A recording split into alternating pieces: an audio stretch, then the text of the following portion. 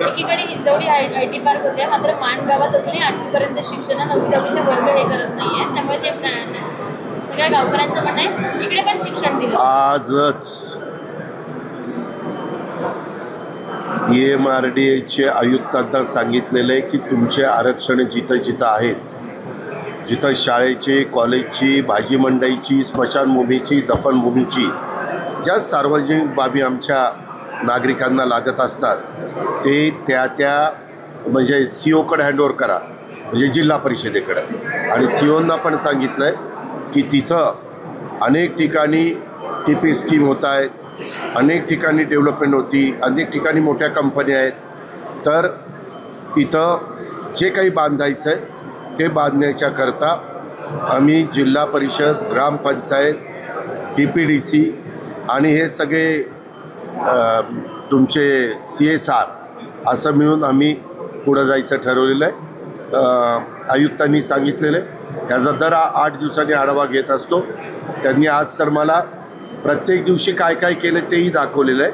त्याच्यामुळं आम्ही आमची गती ठेवणार आहे, आम्ही आमचं सातत्य टिकवणार आहे आणि आम्ही आमचा प्रयत्न चालू केला. मंत्र्यांना मूर्ख म्हटलंय, मंत्र्यांचं ऐकण्यापेक्षा आमचंच ऐका असंही खरं तर शरद सोनवणेंनी त्याची.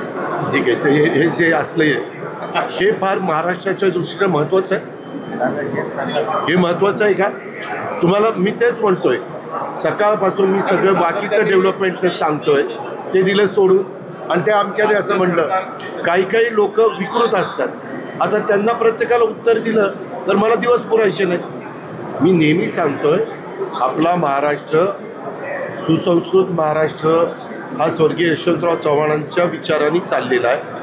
त्यांनी आपल्याला शिकवण दिलेली आहे. त्यामध्ये जनता बारकाईनं बघत असते कोण कसं बोलतं आहे, कोण कसं बोलतं आहे. आम्हाला जे योग्य बोलत नाही त्याची दखल घेण्याचं कारण नाही. आम्ही ते या कानाने ऐकून त्या कानाने सोडून देऊ.